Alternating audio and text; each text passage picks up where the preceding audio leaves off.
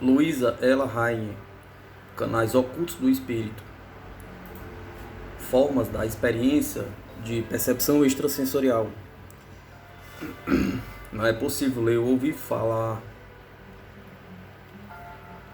de muitas experiências de percepção extrasensorial sem compreender que aparecem em consciência sob muitas formas. Sem dúvida, algumas são sonhos e outras não, mas mesmo além dessa distinção um tanto óbvia, os sonhos apresentam diferenças.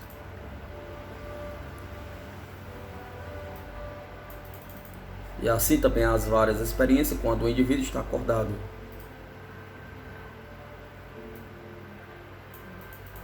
O fundo de trabalho experimental em parapsicologia não é de grande auxílio quando se procura compreender tal mixórdia. Praticamente tem-se conduzido todas as experiências num ambiente um tanto limitado do laboratório, no qual evidentemente não ocorrem sonhos, mas nas ocorrências da vida o alcance das condições fica menos limitado, sendo de esperar certa variedade de maneiras ou formas de experiências. Contudo, conforme se verifica, o número de formas realmente diferentes não é limitado. Desde que se começa a procurar semelhanças fundamentais, não é difícil descobrir por baixo das variações superficiais certa semelhança ou ordem. Entre estas, é possível analisar as diversas formas em somente 4 que se revelam significativamente diferentes: realista, não realista, alucinatória e intuitiva. Realista.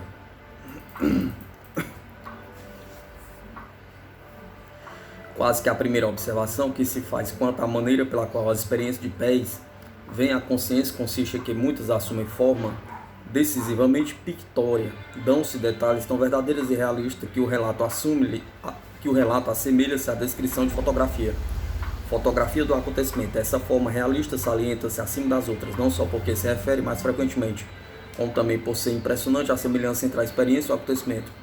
Há alguns anos, certa senhora de Virgínia Ocidental passou por uma experiência desta.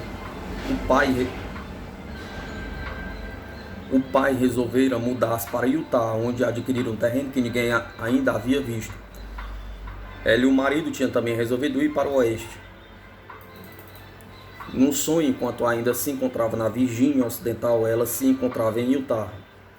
Olhando a certa distância para a cidade mais próxima das terras do pai, via o clarão do sol poente derramado sobre a terra plana, refletindo-se à luz dos telhados das casas, mas em torno, até onde a vista alcançava, só se via desolação cor de cinza. O deserto dilatava-se por milhas e milhas, árido e solitário, vazio por todos os lados, invadindo a um sentimento de desolação que a levou a compreender que era tão só sonho, embora fosse notavelmente lúcido.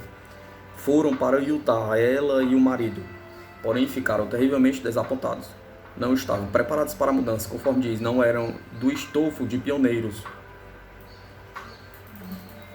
E dentro em pouco passaram a sentir saudade das montanhas cobertas de matas da Virgínia Ocidental. De sorte que dentro de pouco tempo colocaram as malas no carroção e o pai levou-a com o marido para a cidade, onde poderiam tomar uma diligência. Quando se aproximavam da cidade, atravessando platô elevado, chegaram repentinamente à escarpa onde a estrada descia. E lá estava o sonho, era exatamente a cena, a cidade à distância, espalhada sobre a terra plana, o sol iluminando os telhados das casas e o deserto em torno. Sentiu o que tinha visto antes, o sonho e a realidade eram idênticos.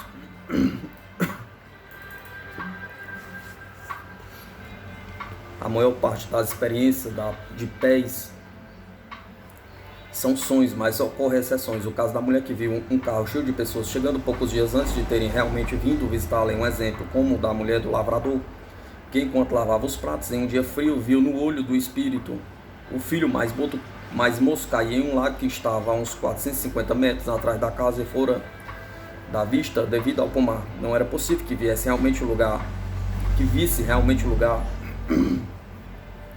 mas era como se estivesse vendo o marido entrar na água para tirar o menino, levando-o para casa com a água a gotejar das roupas e depois trazê-lo para perto do fogão da cozinha e esfregá-lo com toalhas para enxugá-lo. Acabou de lavar os pratos e pôs-se a amassar o pão, ainda preocupado com a visão. Nesse momento olhou para a janela e viu o marido entrando no terreiro, com o rapaz a gotejar nos braços, como estava com as mãos cobertas de massa. O marido despiu o rapaz e esfregou-lhe o corpo Diz que a visão lhe passou ante os olhos como uma fita num cinema. Compreendo assim todos os detalhes. Uma experiência com uma pessoa acordada como esta não parece diferente das experiências semelhantes em sonho. Há quem tenha sonhos de dia que pouco diferem dos sonhos noturnos, que talvez justifiquem as experiências de despertar que tomam a forma característica de sonho. É bastante característico dessa espécie de experiência pictórica, verdadeira e detalhada. Aparecer a cena ou quadro como se observada de certo ponto de vista. A mulher de Utah, por exemplo, somente reconheceu a cena do sonho quando chegou a ver na realidade a Terra de certo ponto de vista. É interessante observar que às vezes a margem ou limite desse ponto de vista suprime parte do quadro, chegando mesmo a excluir elemento importante de informação. Certo verão, diversos industriais foi em excursão de pesca nas matas do Canadá. Entre eles estava o gerente do distrito de uma companhia de folhas de Flandres. Ficaram 2 semanas no fundo das matas, isolados de qualquer fonte de informações. Nas vésperas da viagem de volta, o gerente distrital teve um sonho tão claro, tão lúcido, que não pôde mais conciliar o sono. Neste sonho, escreveu: um dos guindastes de locomotivas que descarregavam um vagão de sucata de ferro junto com o carro estava na linha perto da margem de um rio, ao lado da torre de abastecimento de água às locomotivas. Por um motivo qualquer, quando o enorme imã girou com pesada carga de sucata, virou de repente sobre a margem do rio. O operador, que chamei pelo nome, pulou do guindaste e caiu por baixo dele quando desceu aos trombalhões a margem do rio, desaparecendo finalmente de vista quando o guindaste parou, afinal 6 metros abaixo do nível da água. Observei especialmente o número do guindaste, e a posição dos vagões, e sou capaz de dizer como o operador estava vestido. Além disso, observei aproximadamente o estrago causado ao guindaste. Não sabia, contudo, o que afinal acontecera ao operador. Desaparecera sob ou por trás do guindaste depois que este parou. Em outras palavras, eu observava o acidente de algum ponto do rio ou do outro lado. Quando cheguei à fábrica no dia seguinte, a primeira pessoa que encontrei foi o chefe das oficinas. Pediu-me que o acompanhasse até a oficina mecânica para examinar o guindaste do meu sonho e falar com o operador que saíra do acidente sem um arranhão.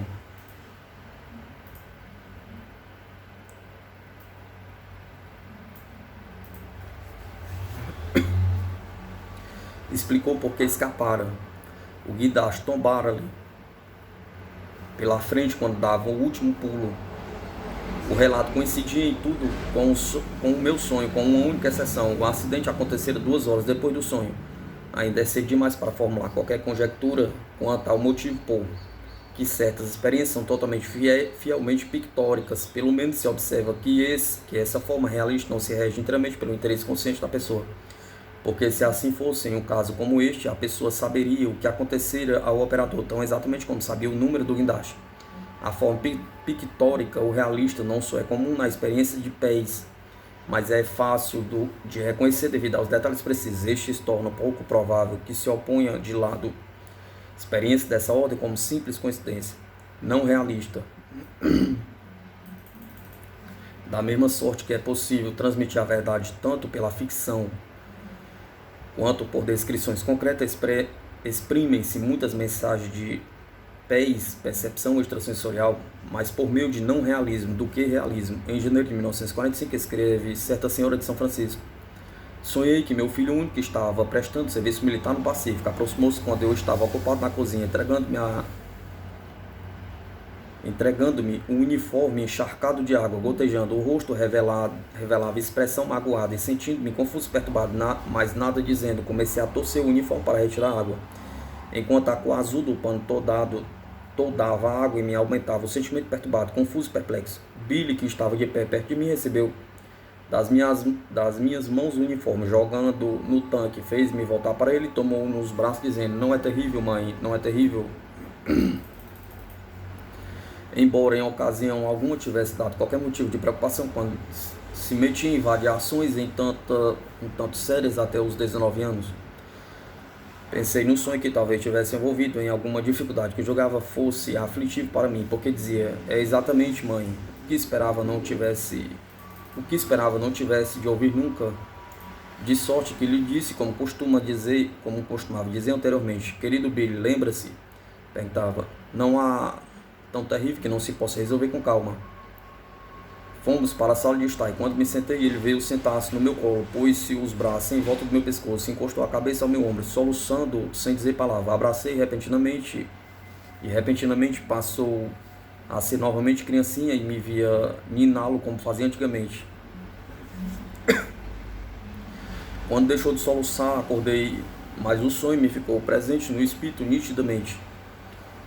Isso se deu segunda-feira de noite. No dia seguinte à tarde veio visitar-me um capelão da 13ª Base Naval de Long Beach, na Califórnia. Nessa ocasião morava na Califórnia do Sul,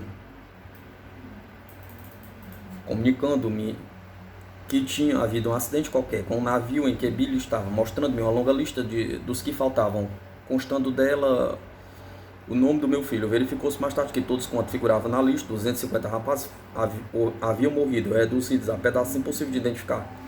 Quando o navio carregado de toneladas de munições, cargas de profundidade e bombas tinha sido torpedeado pelo inimigo em Lunga Beach, Guadalcanal, naquela mesma noite de 20 de janeiro em que eu sonhara tão lucidamente com Billy. Dizia este sonho a verdade? Pergunta. Quase nenhum detalhe era real, desde a primeira cena em que a mãe torceu o uniforme até o momento em que se transformou nos braços dela na criança que fora antes. Entretanto, o sonho, em seu significado mais profundo, era perfeitamente verdadeiro, embora inteiramente diferente pela forma dos sonhos realisticamente verdadeiros que analisamos anteriormente. Ele transmitiu o sentimento de tragédia indiretamente e por meio de fantasia e dramatização sonhadora. Nele pode ver-se a combinação da informação PES com as lembranças do filho quando ainda pequeno. Em conjunto, a fantasia era bastante complicada, mas quando a memória não entra em cena, a tendência do espírito que sonha em dramatizar a situação salienta-se ainda mais nitidamente. Em 1943, na Carolina do Norte, a garçonete de um café tinha por patrão um belo rapaz que começou a prestar-lhe atenção. Disse que era vendedor em Boston, solteiro, e convidou-o a ir ao cinema. Depois de vários encontros, ela começou a gostar dele. Dentro em pouco falavam de casamento. Uma tarde, ele disse que tinha de fazer uma viagem rápida a Boston, mas voltaria em uma semana para então marcar a data do enlace. Na noite seguinte, ela teve um sonho. Uma mulher débil, triste, de cabelos castanhos, prestes a dar à luz, apareceu e lhe disse que era esposa dele. No dia seguinte, a garçonete soube por alguém que tinha ouvido a conversa pelo telefone que não era viagem de negócio a Boston que a chamara a esta cidade, mas sim a mulher que estava prestes a dar à luz. O rapaz voltou dentro de uma semana e quando a moça lhe contou o que sabia da conversa pelo telefone, confessou a duplicidade, confirmando a coincidência da descrição do sonho com a figura da esposa. Embora quase todas as experiências não realistas sejam sonhos, vez por outra se revela a tendência não realista quando a pessoa está acordada. Toda a questão está na diferença entre os sonhos noturnos e diurnos. Por exemplo, em Cincinnati, há alguns anos, a jovem senhora estava lavando à tarde os pratos do almoço. O marido ausentara-se a negócio. De repente, olhando pela janela, viu como que aturdida a figura da morte atravessando a correr o gramado. Desapareceu em um momento, deixando-a fria, agitada e horrorizada. Sabia que ocorrera algum acontecimento terrível. Esperava o marido mais ou menos às 3 horas da tarde, mas não apareceu.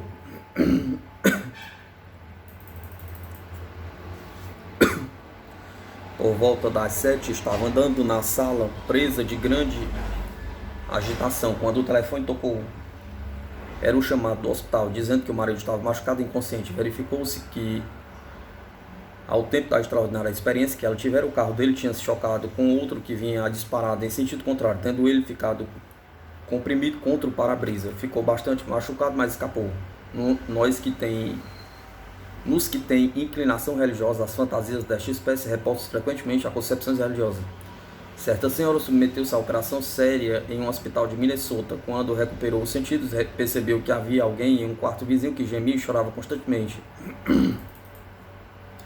A enfermeira disse que estava fazendo tudo quanto era possível para o doente, que dentro em pouco ficaria melhor. Todavia, a mulher ficou muito preocupada e pôs-se a rezar pelo doente. Muito depois da meia-noite, escreveu ela, a enfermeira foi buscar um sedativo para que eu dormisse. Saiu fechando a porta sem fazer barulho. Sem dúvida, não é possível confiar demasiadamente na distinção que uma pessoa fraca ou doente de cama faça entre está dormindo e acordado, mas neste caso a doente não percebeu que ia adormecer, estava olhando para a porta. Dentro em pouco viu que se abria. Primeiro pensou que fosse a enfermeira, mas enquanto olhava vi a figura de Cristo, envolvia a túnica branca flutuante, conforme o representam nas imagens. Adiantou-se devagar e tranquilamente até o leito. Pensei que tinha vindo por minha causa.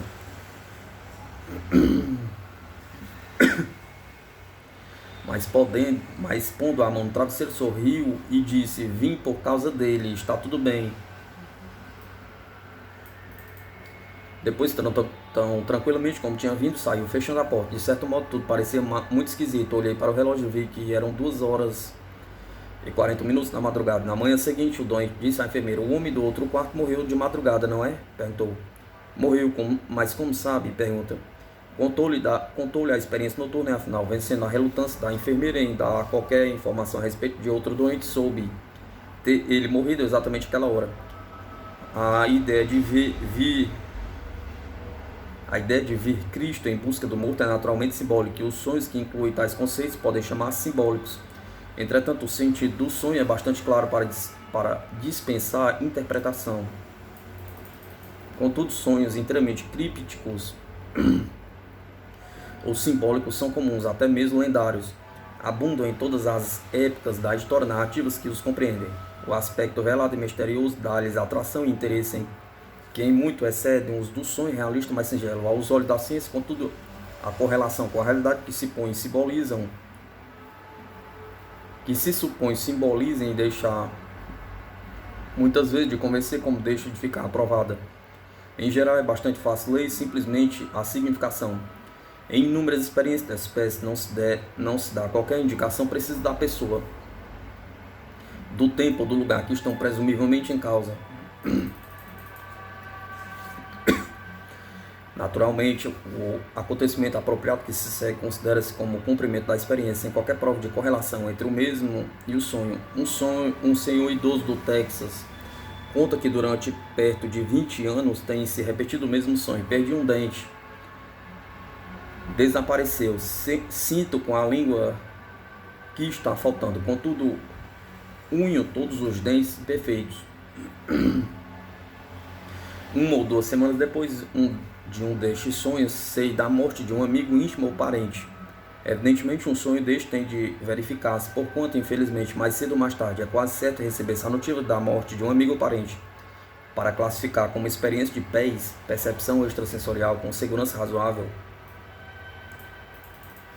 um sonho destes teria de compreender algum elemento específico que o relacionasse ao acontecimento definido. Talvez devido à atitude atual mais crítica em relação a tais assuntos, assinalam-se muito menos frequentemente sonhos realmente simbólicos, pelo menos com experiência de PES, do que os tipos realistas mais prosaicos, nos quais a multiplicidade de detalhes concordantes torna menos possível a coincidência. Contudo, em certos casos é possível vislumbrar nos sonhos de PES de uma pessoa o desenvolvimento de que se viesse a chamar de simbolismo personificado. Por vezes, torna-se possível registrar a maneira pela qual certo símbolo, água barrenta, digamos, ou cavalo branco, ou uma alameda, passam a presságio de crise, em geral de morte.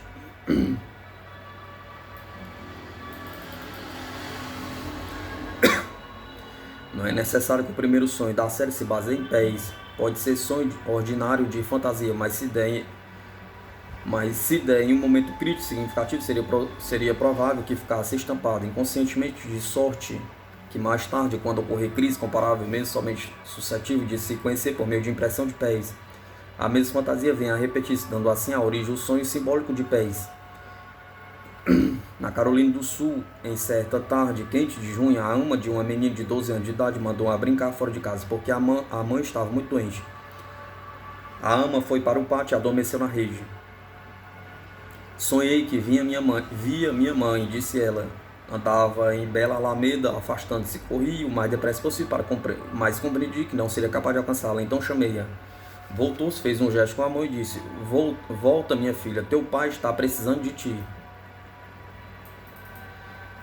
Voltei imediatamente e entrei em casa. Meu pai veio ao meu encontro no vestíbulo, abraçou-me e disse: Filha, preciso de ti, tua mãe nos deixou. Quando lhe disse que a tinha visto andando rapidamente pela alameda, que nunca antes conhecera, ele respondeu: Deve ter te dado o último adeus. Esse sonho ficou comigo durante muitos anos, até hoje. porque tenho continuado a ver em sonhos essa mesma alameda. No primeiro, meu irmão mais moço estava doente em um hospital em outro estado. Eu estava doente e não podia ir fazer-lhe companhia, mas meu pai com os outros irmãos estava com ele quando morreu. Na noite em que tal se deu, sonhei com a mesma avenida que tinha visto em sonho 12 ou 13 anos antes. Tentei aproximar, mas ele me disse que não acompanhasse e voltasse para trás. Quando meu pai trouxe o cadáver para o enterro, contei-lhe o sonho e referi-me a hora. Respondeu que meu irmão havia falecido poucos minutos antes da hora em que acordei.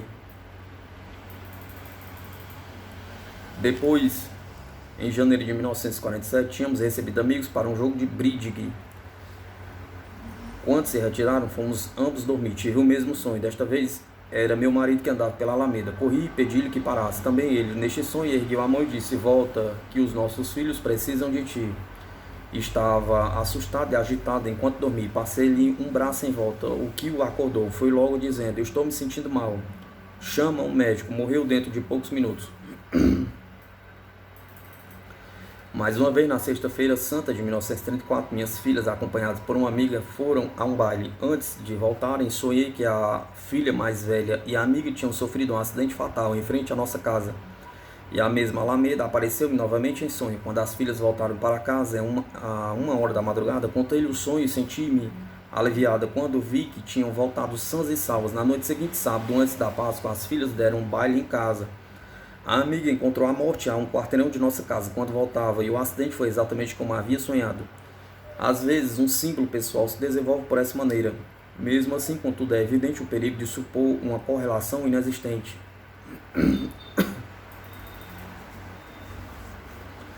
O desenvolvimento de verdadeiro símbolo de sonho de significação de pés ocorre provavelmente muito raramente. Muitos sonhos que se supõem significativos resultam provavelmente apenas de sonho e não pés repetido, associado pela pessoa que sonha a próxima morte que lhe anunciam. O motivo da repetição é, em geral, de aspecto psicológico, nada tendo a ver com pés. Por que exatamente certas experiências são simbólicas? Importem ou não em pés? Pergunta. Tem-se procurado responder a esta pergunta, mas não se pode considerar qualquer resposta como estabelecida ou mesmo aplicável a todos os casos. Supõe-se comumente que em um sonho não realista, tendo significado mais oculto e maneira mais suave de comunicação de más notícias, mas pelo menos em pés, o número de sonhos que traz más notícias sob forma não realista, não disfarçada, sob a forma realista, não disfarçada, é muitas vezes maior do que sonhos simbólicos, ou mesmo só ligeiramente não realistas. Seja qual for a explicação cabal, a questão é que os sonhos que revelam tendência à fantasia, mais do que a representação literal, pode considerá-los como forma distinta de experiência de pés, em contraste direto com as experiências realistas. Na maioria dos casos, as formas realistas e não realistas são perfeitamente distintas, de sorte que o sonho pertence a uma ou outra espécie. Acidentalmente, contudo, observe-se a combinação das duas. Serviria de exemplo se quem sonha tivesse impressão não realista de uma visita ou viagem durante a qual visse certa cena em detalhe verdadeiro e realista. Uma senhora da Califórnia sonhou que tinha ido visitar uma amiga da mãe dela que vivia em Austin, no Texas. Não fora nunca ao Texas e não recebera ultimamente qualquer comunicação dela. Disse que num sonho entrei em uma grande casa quadrada antiga do sul que tinha um pátio central com a escadaria e quartos de cada lado. Ninguém veio ao meu encontro, de sorte que subi as escadas. A obra em madeira era escura e brilhante.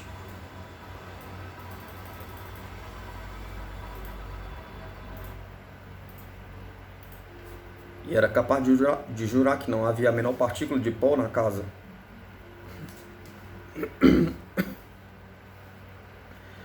Olhei de relance para os quartos ao passar e tive a impressão de espaço e graciosidade, bem como de alguns móveis antigos. Não se via cortinas, tudo se encontrava na maior ordem possível. Ao subir as escadas começou a penetrar-me o espírito um sentimento de sossego e felicidade. Cheguei a uma porta fechada, abri e entrei. O cômodo encontrava-se num estado de desordem de emergência. Viam-se roupas jogadas em uma cadeira.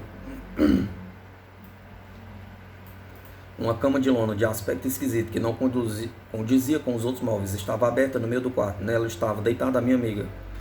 Cumprimentou-me cordialmente. Senti-me perto dela. Conversamos agradavelmente por muito tempo. Afinal, tive de retirar-me. Durante o sonho tinha apreciado tudo bastante, mas quando acordei pela manhã e recapitulei o que vira, fiquei preocupado com a minha amiga. A cama baixa de lona, de aspecto esquisito, parecia um caixão, e lembrei-me que ela não havia levantado a cabeça do travesseiro. Sabia que nem tudo estava certo. Sentei-me e escrevi-lhe contando o sonho com todos os detalhes, conforme lembrava inclusive as minhas impressões da casa, e perguntei-lhe se estava doente.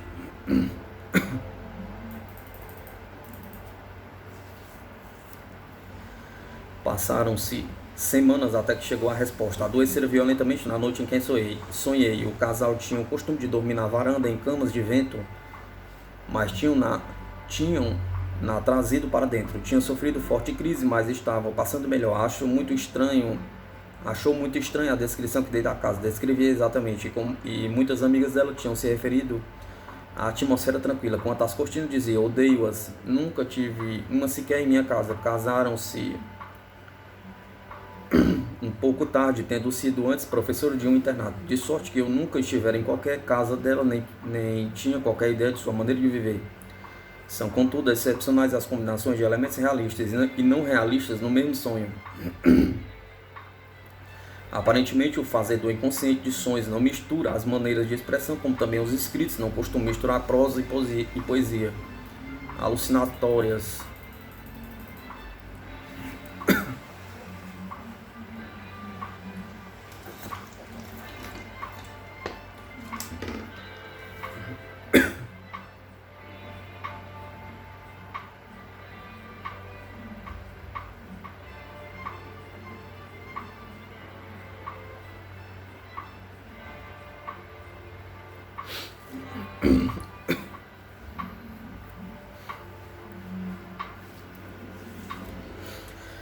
Inúmeras experiências de percepção extrasensorial ocorrem quando a pessoa está acordando. Em algumas não é fácil dizer com certeza se está mesmo acordado. Entretanto, a experiência não se assemelha a sonho típico. É mais viva, mais parecida com a experiência dos sentidos que ocorre quando se está acordado. Quem não teve, quanto a isso, um sonho de não pés tão lúcido que se prolongou até estar desperto, parecendo mais real do que a realidade, pergunta. Para algumas pessoas, essa impressão de realidade permanece durante tempo apreciável, de sorte que se afigura pelo menos temporariamente, não se ouvem e veem realmente as figuras dos sonhos. Certas experiências de pés são dessa espécie. Como a pessoa pensa que está fazendo uso dos sentidos, é mais do que simples sonhos. Um dos paraquedistas da Segunda Guerra Mundial que saltou no dia D era um rapaz de Pensilvânia chamado Jack. Em 2 noites sucessivas depois da invasão, a mãe teve sonhos vívidos a respeito dele, mas um terceiro passou por experiências diferentes, dessas fronteiriças. No primeiro, viu o rapaz deitado com outros soldados em um longo vale, e embora se esforçasse o mais possível para sair, não conseguia. Na segunda noite, o sonho foi semelhante, mas os rapazes menos Jacks pareciam cobertos de sangue. Jack estava protegido pelos outros.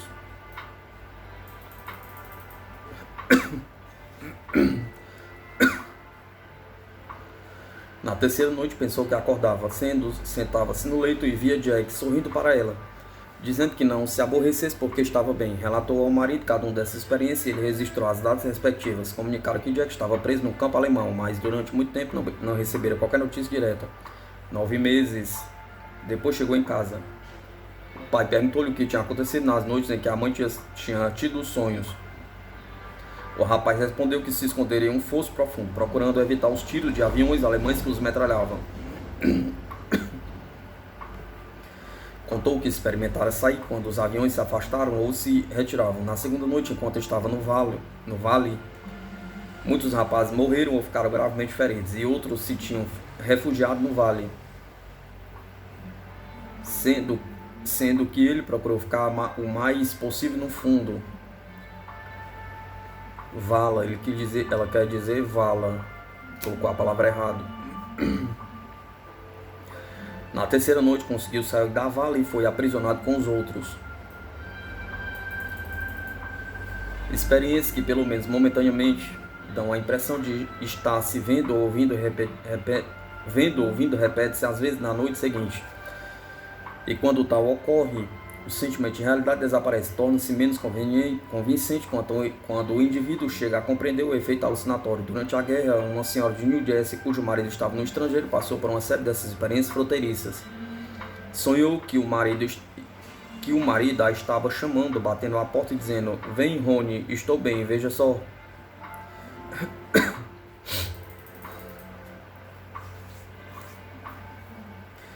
Ela pulou, pensando que estava vendo, mas não havia ninguém, era tudo sonho. Mas assim continuou todas as manhãs. De cada vez, disse ela, esforçava-me por alcançá-lo, mas a imagem desaparecia. Não tinha recebido qualquer carta, porque ele se achava na frente. Mas continuei a rezar para que nada lhe acontecesse. Finalmente, quando ouvia chamar, recusava-lhe levantar-me, punha um travesseiro por cima da cabeça. Depois bateram à porta, era um telegrama do Departamento da Guerra. Meu marido tinha sido encontrado seriamente ferido. Quando voltou, soube que tinha estado inconsciente na maior parte do tempo em que eu havia ouvido. E ele tinha chamado repetidamente: "Rony, vem para junto de mim, estou bem, veja só."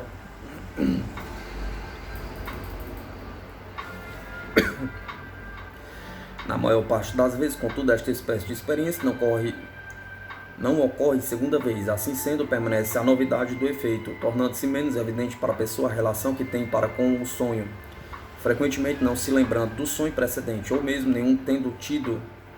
A pessoa encara a experiência como visão e, em consequência, afigura-se-lhe mais clara e significativa de que qualquer sonho. Naturalmente, tais experiências são mais do que sonhos, visto com a pessoa está convencida momentaneamente que os sentidos estão funcionando. Uma senhora de Wisconsin foi deitar-se cedo, depois de um dia fatigante, e tinha dormido talvez 1 ou 2 horas quando, conforme disse, acordei de terrível pesadelo. Vi meu marido de pé na porta do quarto, com o rosto machucado,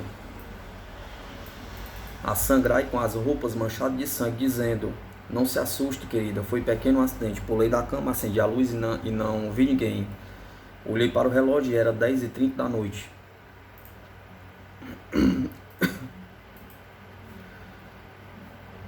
Voltei para a cama por volta da meia-noite, acordei de novo e lá estava na porta do quarto meu marido, exatamente como tinha visto anteriormente, dizendo as mesmas palavras. Perguntei-lhe a que hora se deu o acidente. E ele respondeu: "Mais ou menos às 10h30. 2 irmãos tinham lhe dado uma surra devido à questão antiga entre eles." Embora tal experiência dê a impressão de ser muito diversa de sonho e o ausente pareça estar no alcance da percepção sensorial, a diferença real para o sonho está na convicção do indivíduo com relação ao funcionamento dos próprios sentidos. Tal convicção importa na diferença real entre estas experiências e os sonhos de pessoas acordadas relatados na sessão anterior. A mulher acordada que viu a morte e outras pessoas semelhantes sabia tratar-se de sonho durante um dia em que não utilizava os olhos, mas os que mencionamos acima eram de pessoas completamente despertas, que pensaram em estar por alguns instantes vendo realmente e não sonhando como o que lá não estava.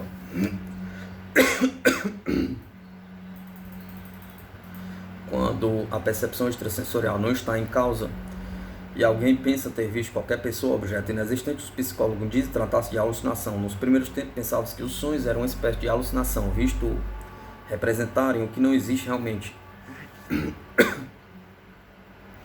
Atualmente só se emprega o termo alucinação se a pessoa está acordada e pensa, pelo menos momentaneamente, que os órgãos dos sentidos estão realmente em causa.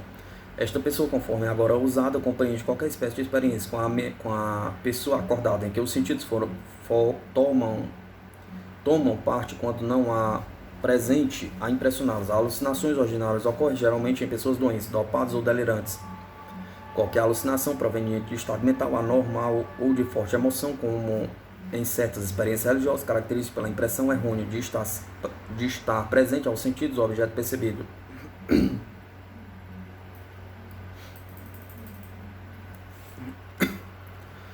Ocorrem igualmente experiências alucinatórias como os casos acima citados, diferentes, contudo, das alucinações ordinárias. Resulta, evidentemente, da aptidão psi, podendo-se dominá-las de experiência psi ou alucinações PEI. Seria preferível que tivesse nome próprio, por serem também diferentes de todas as outras. Entretanto, até que se inventem novas denominações, teremos de aproveitar da melhor maneira possível a antiga terminologia.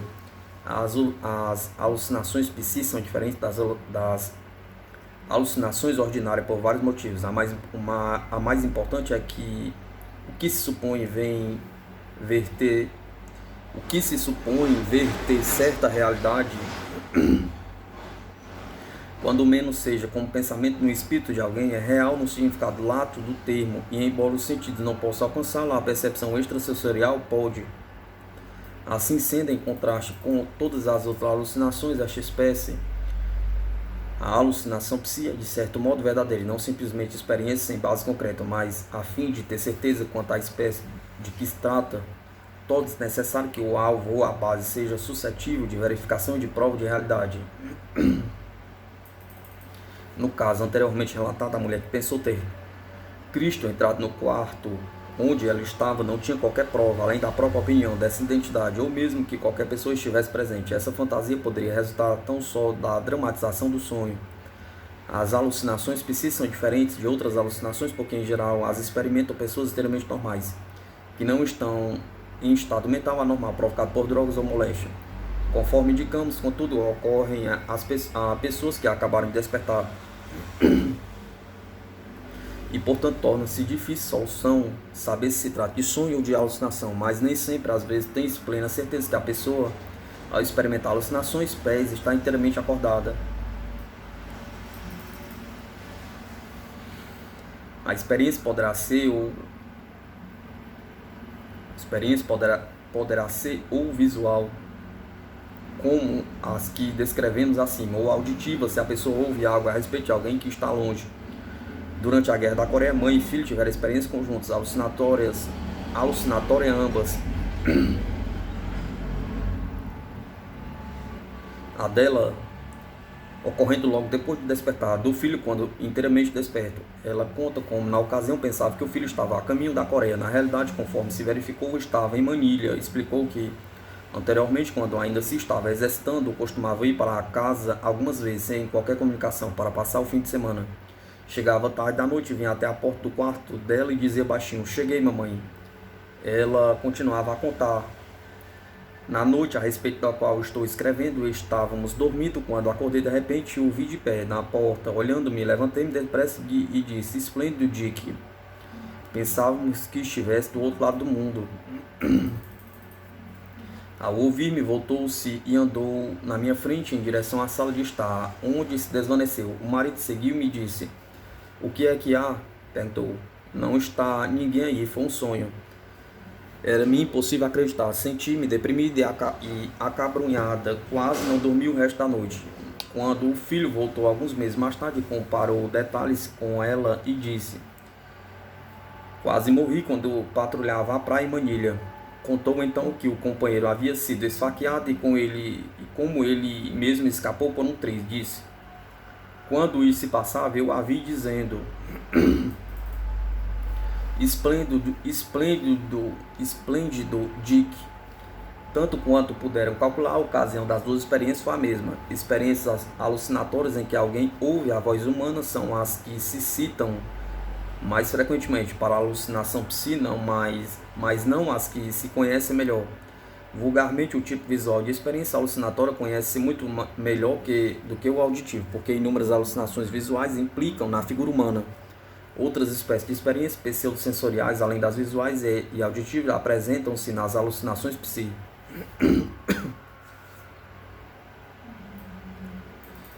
Às vezes são olfativas, outros certos efeitos fisiológicos generalizados, até mesmo o de dor ou falta generalizada de conforto físico.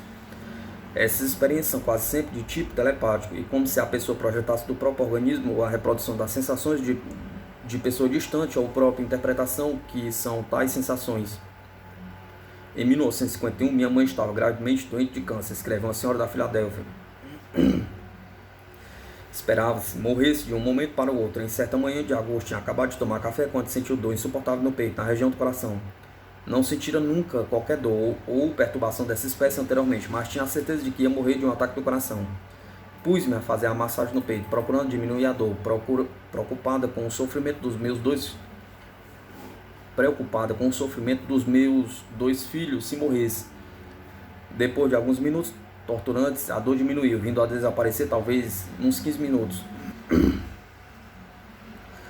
depois o telefone tocou. Minha irmã pediu-me que tomasse um táxi e fosse imediatamente para a casa de nossa mãe, a uns 20 minutos de distância.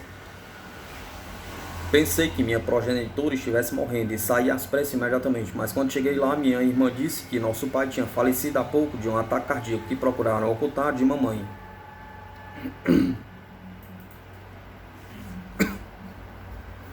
Voltando atrás, verifiquei que a dor que sentira no peito coincidia muito aproximadamente com o mesmo em que meu pai sofreu o ataque cardíaco. E até mesmo as circunstâncias eram idênticas. Ambos estavam acabando de tomar café e sentimos a dor na mesma hora pelo relógio. Eu não tinha qualquer ideia de que meu pai não estivesse de perfeita saúde. Característica que indica a experiência alucinatória não psi, é a sua particularidade. Ninguém participa das alucinações dos doentes ou dos dopados. Como de igual maneira, ninguém lhe participa dos sonhos. As alucinações PES são também particulares, mesmo quando estão presentes outras pessoas capazes de partilhar delas. Excepcionalmente, porém, tem-se visto várias pessoas participar da experiência. Certa senhora de Ohio afirma que no verão de 1912 o marido, que chamaremos Marty Jones, deu-lhe 3 entradas para o teatro. Diz ela: levei a filha de 12 anos na ocasião e o filho de uma vizinha, mais ou menos da mesma idade. Quando voltamos mais ou menos à meia-noite, subimos longo lance de degraus que dava passagem de uma rua para outra. Demos com uma lâmpada elétrica forte no alto da escadaria, que a iluminava perfeitamente bem. Era uma noite de luar e não nos apressávamos.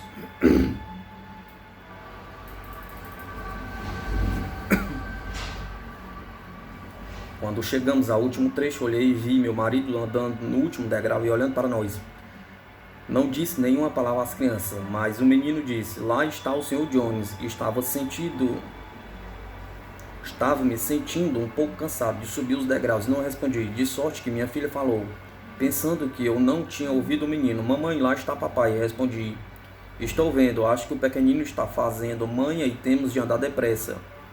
Mas quando chegamos ao último degrau, estávamos olhando para ele e já não estava mais lá. Nenhum de nós deu uma palavra. Sentimos-nos repentinamente assustados e percorremos a rua em silêncio. Eu e a filha esperávamos que o menino vizinho entrasse em casa e apressasse-nos a entrar na nossa. Minha mãe veio ao nosso encontro na porta e eu disse: onde está Marty? E ela respondeu que estava dormindo no divã. Entrei e vi, deitado no divã, profundamente adormecido, o meu marido. Acordei-o e perguntei se tivera algum sonho. Disse que não. Estava vestido exatamente como o tínhamos visto na escada. Usava sempre suspensórios, mas neste momento não os trazia. Também, quando o vimos no alto da escadaria, não os tinha.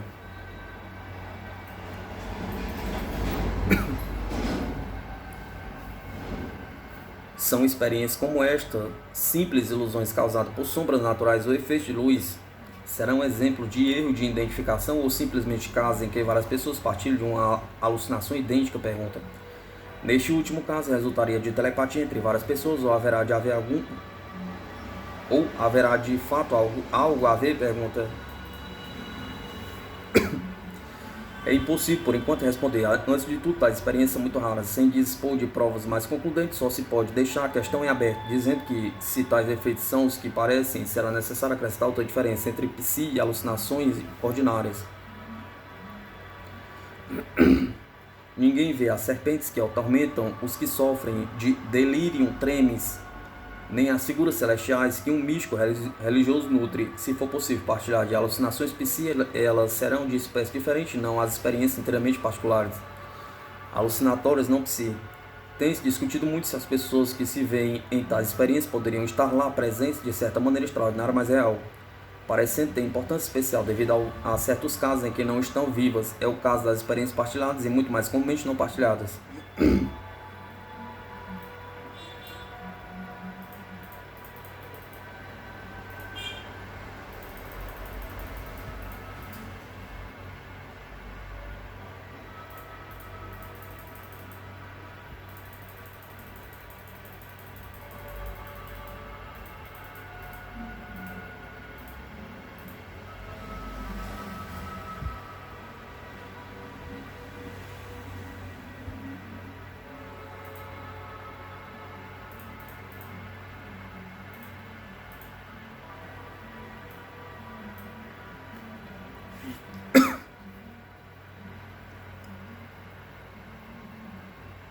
Em 1944, Norman, soldado americano, encontrava-se na ilha de Guam. Mantinha muito boas relações com outro soldado de nome Pat. Depois Pat morreu e Norman o sabia. Umas 3 semanas depois, Norman estava dirigindo um automóvel que levava algum oficial do Estado-Maior em excursão de observação por trás das linhas da frente. Enquanto esperava por eles, o marinheiro dos postos avançados indicou-lhe um atalho no caminho de volta. Já estava escurecendo quando chegou ao ponto indicado, mas quando tinha percorrido pequena distância, viu Pat a uns 15 metros à frente, no meio da estrada, com o braço erguido, como que fazendo sinal para parar. Acho que Pat lhe dizia: será melhor voltar pelo caminho por onde veio. Norman deu marcha ré, tomando cuidado para não esbarrar em um caminhão cheio de marinheiros que estava à espera para entrar no atalho. Nenhum dos oficiais notou a manobra, de sorte que Norman não deu qualquer explicação. Somente quando estava de volta na outra estrada é que lhe veio a ideia de ter Peter morrido já há algumas semanas, compreensão que uma pessoa inteiramente desperta deveria ter instantaneamente. Na manhã seguinte, quando chegou o relatório das perdas em ação, Norman soube que o caminhão de marinheiros foi destruído pela explosão de uma mina a um pouco mais de 3 km da entrada do atalho. Todos morreram. A dedução a tirar de tais experiências dá-lhes evidentemente importância especial, sendo ela naturalmente que os mortos ainda existem, de certa maneira sabem dos perigos e dão aviso. Entretanto, indagar do que os mortos têm a ver com semelhantes alucinações ou com qualquer experiência pés em que aparece cabe a capítulo próprio. Mais adiante passaremos a considerar se é possível receber comunicação dos mortos. Neste ponto só nos interessa procurar saber como e por que tal fenômeno ocorre. Felizmente há assentamentos de casa em que a pessoa vista não está morta ou adormecida na ocasião, mas vive perfeitamente acordada e em condições de prestar testemunho. Em 1947, uma jovem americana que havia estado anteriormente na Alemanha e percorrera frequentemente certa estrada com um conhecido do exército de ocupação, visitava a mãe dele na Inglaterra. Era uma quarta-feira de tarde, ela diz: estive impaciente a tarde inteira, contando à mãe de Allen qualquer ocorrência que lhe interessava. 1 ou 2 dias depois percebi uma carta dele, perguntando se havia estado na Alemanha e que vestido tinha usado na quarta-feira. Ele mais 2 outros soldados estavam levando naquele dia um prisioneiro para a prisão a uns 25 km de distância. Tinham de passar pela estrada que anteriormente havíamos percorrido. De um lado havia uma floresta cortada de caminhos que não se viam da estrada.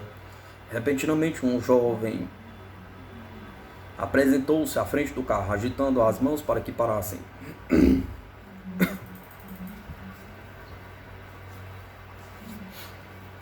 Exatamente nessa ocasião, um carro de reboque separou-se do caminhão e rebentou, desgovernado pela estrada. Se tivéssemos prosseguido, teríamos nos chocado com ele, morrendo todos. Sei que parece fantástico, mas a jovem era eu.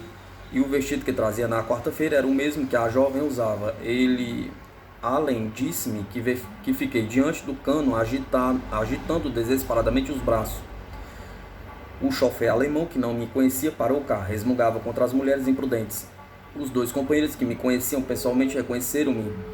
E Gary exclamou: olha, Pat. E Allen disse: pensei que ela estivesse na Inglaterra. A moça desapareceu tão repentinamente como havia aparecido. Gary e Allen saíram do carro para ver onde tinha ido. Disseram que eu era tão verdadeira que deram minuciosa busca na floresta. Compareci ao casamento de Gary alguns meses depois e ele confirmou a história de Allen, palavra por palavra. Em tais casos é evidente que a pessoa vista tinha muito pouco a ver, se é que tinha, com a experiência. Mesmo que a moça então na Inglaterra estivesse preocupada com o rapaz na Alemanha, não poderia perceber o perigo que ele corria e não tinha qualquer ideia de estar realmente nas vizinhanças. Conforme sabemos, os que passam por esta experiência poderiam ter recebido a informação por meio da percepção extrasensorial, fosse a informação simplesmente acidental, como a falta de suspensórios, ou perigo eminente, como uma mina à frente da estrada. Na estrada, a informação seria acessível por meio de clara evidência. A visão aparente das figuras poderia ter sido a projeção delas por meio de processo inconsciente de dramatização. Por que às vezes a impressão pés toma essa forma alucinatória? Pergunta.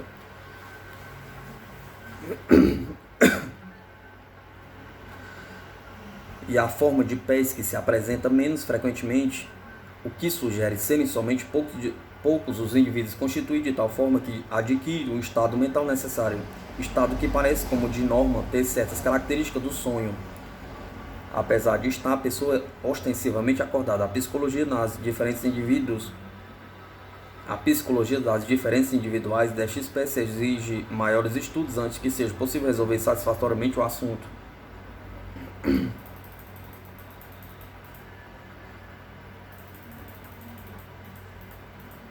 Intuitiva.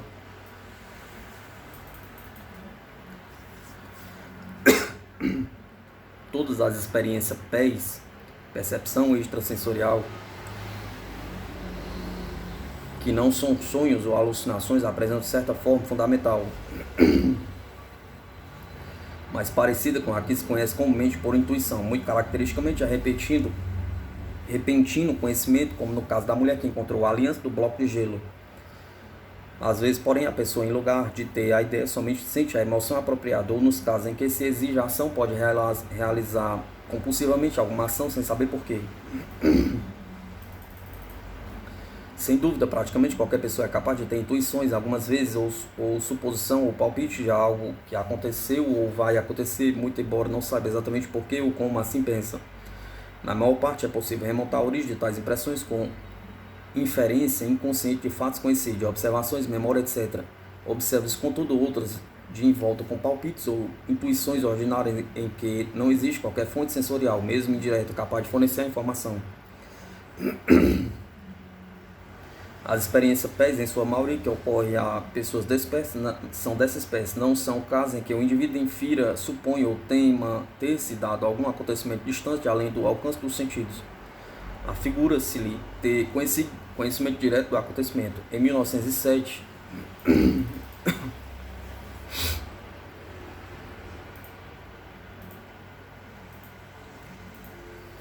um estudante, hoje homem feito, residente em Seattle, estava passando as férias em casa no Ohio quando presenciou uma experiência da progenitora tão inesquecível, conforme diz, que desde então lhe está claramente presente ao espírito. Explica: meus pais divorciaram-se em 1905. Para minha mãe era questão de vergonha e tristeza, pois se julgava-se derrotado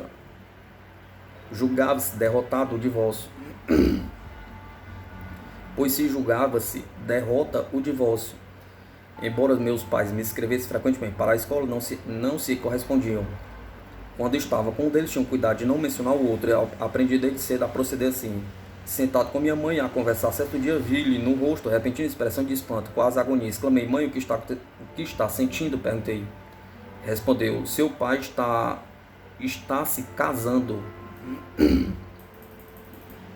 Ri. Impossível. Ter-me-ia dito. Recebi uma carta dele poucos dias antes de vir para cá, mas por mais que dissesse, não me foi possível alterar a convicção em que ela estava de que meu pai tornava a casar-se naquele momento. Eu continuava, ao contrário, convencido de que ele me comunicaria antecipadamente, vista as nossas relações serem muito boas e as cartas muito íntimas. Contudo, com o correr dos dias, recebi uma carta de meu pai dizendo que tornara a casar-se. O casamento se realizara em Nova York, na tarde daquele dia em que estávamos em Ohio. Constituiu o aspecto distintivo desta forma com o que se poderia chamar falta de contorno. Contraste com as outras, não compreende fantasia. Os sonhos realistas ou não deixam certos quadros mentais na memória. As alucinações têm a lucidez da experiência dos sentidos. Mas as intuições de PES não têm nada de semelhante. A experiência fornece ideia ou impressão de que a pessoa se a percebe simplesmente, sem que haja qualquer motivo óbvio para que saiba, ou sem qualquer ligação racional com os pensamentos que tenha interrompido. A grande dificuldade em fazer com que outras pessoas se convençam dessa forma da experiência PES, ocorrendo sem qualquer indício que se possa reconhecer e sem qualquer detalhe ou contorno em confirmação, e é muito pouco provável que impressione qualquer outra pessoa quando se refere.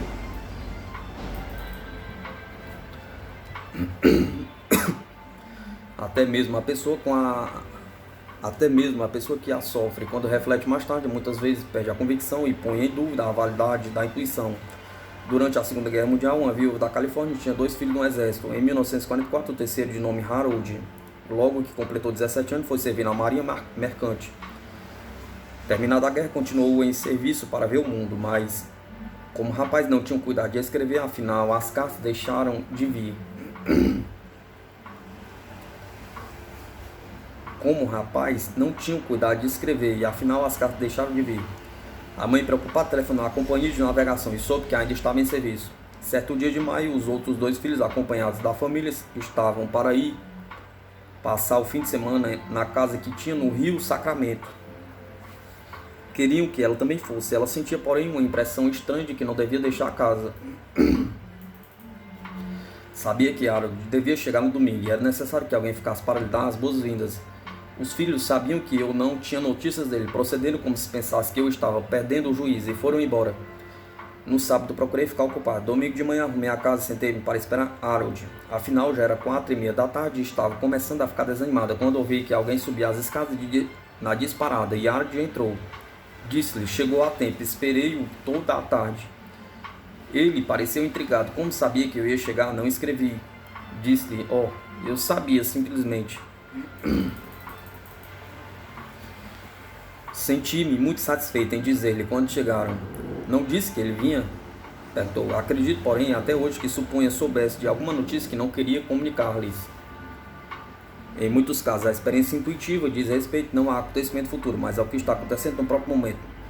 Como no caso acima, quando a mulher sabia que seu ex-marido estava casando novamente, mesmo o caso em que a mãe se apercebeu da volta iminente do filho pode ter sido idêntico ao anterior, porque o filho sabia naturalmente que ia chegar em casa, podendo, portanto, a experiência da mãe ter sido caso de telepatia.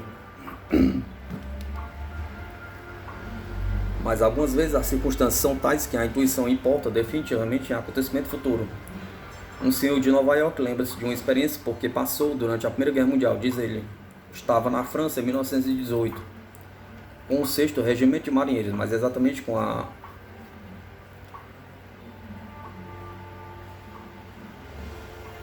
companhia número 74. Durante os meses de junho, julho e agosto, os combates tinham sido particularmente sangrentos e ouviram muitos companheiros dizer que tinha um palpite de ter-lhes chegado a vez. Infelizmente, em cada caso saiu certo palpite. Senti-me inclinado a encerrar os tais palpites seriamente.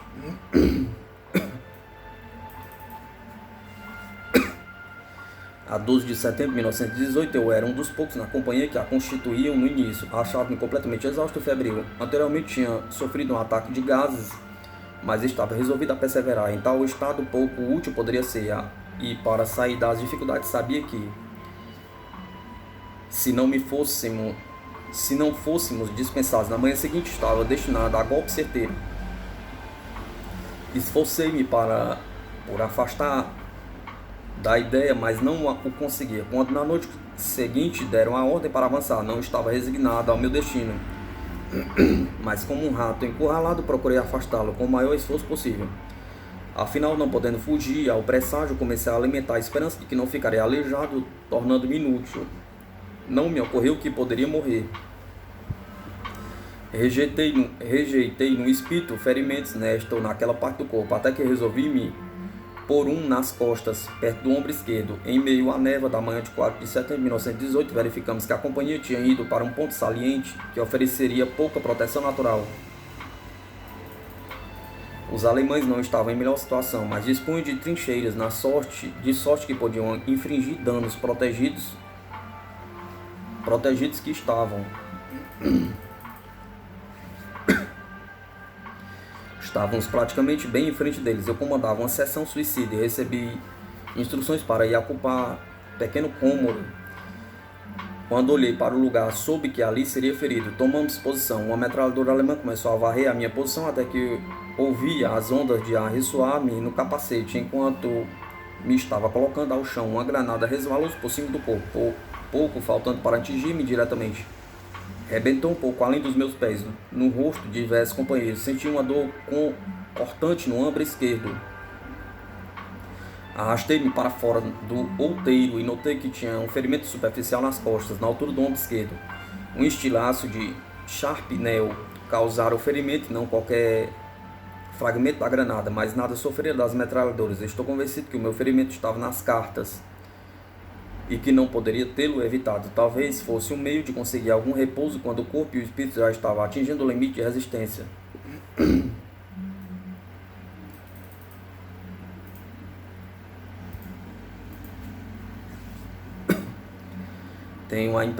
Tem-se a impressão de que nas situações em que é impossível o funcionamento de qualquer processo sensorial em que o indivíduo geralmente confia, quando não é possível a observação normal, a memória ou qualquer espécie de raciocínio arguto, ou quando nem mesmo a ansiedade ou a expectativa serviria de orientação, ocorre a pés intuitiva como último recurso. Sem dúvida, também pode ocorrer em outras ocasiões, quando ninguém a percebe, possivelmente reforça a memória, inferência, julgamento, dando de maior precisão e validade, mas se assim acontece, quem saberia, pergunta. Somente quando a situação dá relevo, de certo modo, a natureza estranha do material, é provável que se venha a suspeitar que a ocorrência implica em percepção extrasensorial, PES. As experiências PES intuitivas, embora citadas frequentemente, são menos comuns que os sonhos. Talvez tal seja devido à dificuldade que as pessoas experimentam em se convencer que mais do que coincidência está em causa.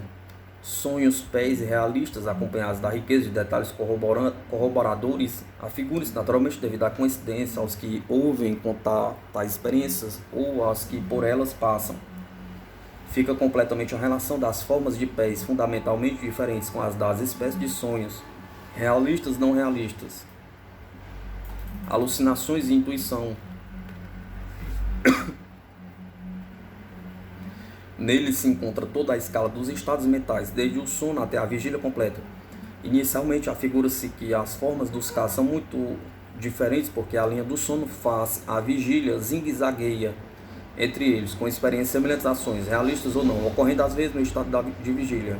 Outro motivo é que por vezes ocorrem combinações de duas formas em uma única experiência, igualmente em cada um dos três tipos, telepatia, clarividência ou pré-cognição. Qualquer das formas, desde o sonho realista até a intuição, podem utilizar-se em variações sem número conforme a circunstância e a reação individual. Logo, que se reconhece a natureza dessa variação, o aspecto inicial confuso e desconcertante das experiências extrasensoriais, PES, desaparece e torna-se possível ver que ocorrem de maneiras inteiramente naturais e até mesmo familiares. Afinal de contas, todos têm sonhos e intuições, seja que PES forneça ou não o teor de qualquer delas, e todos têm pelo menos ouvido falar de experiências alucinatórias, seja que as tenha conhecido pessoalmente ou compreendido que poderia ser igualmente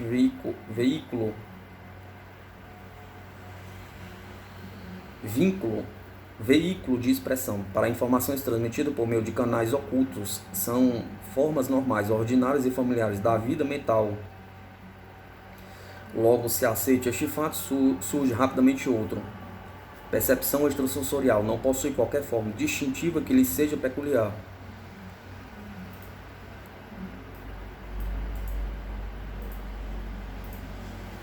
Louisa Ella Heine, Canais Ocultos do Espírito.